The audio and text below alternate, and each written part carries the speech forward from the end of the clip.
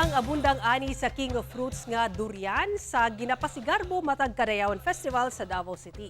Karong tuiga, opisyal nang giablihan ang Durian Festival sa syudad, din available ang nagkadayang variety sa durian o uban pang mga prutas.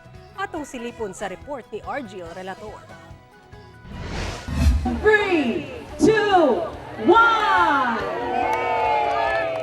Ladies and gentlemen, Durian Festival is officially open here. Lami ang durian ang dungan nga gitilawan sa pag-abli sa Durian Festival sa usa ka mall sa Lanang, Davao City. Agig pagpasigarbo sa durian nga abunda sa syudad. Ang maong aktibidad kabahin gihapon sa Kadayawan Festival 2025. Sa karon, ana sa 250 pesos per kilo ang premium nga durian sama sa puyat, D101 ug duyaya o golden puyat.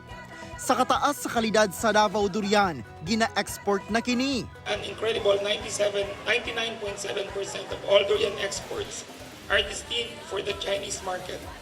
Your appreciation of our King of Fruits has not only opened new doors, but has created a thriving and sustainable livelihood for millions of durian farmers and their families.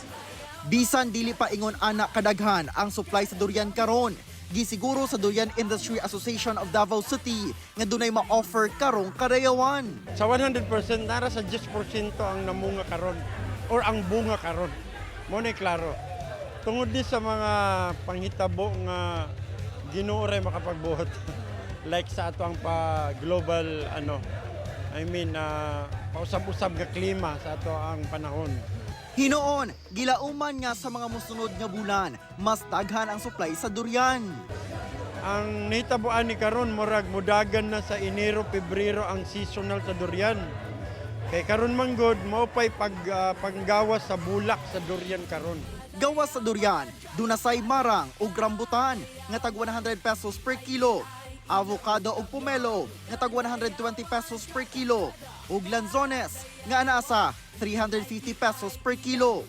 Mulungtad hangtod sa September 14 ang display sa mga prutas sa Durian Festival. Kauban si Jojo Solarte sa kamera. Ako si Argil Relator. 1 Mindanao.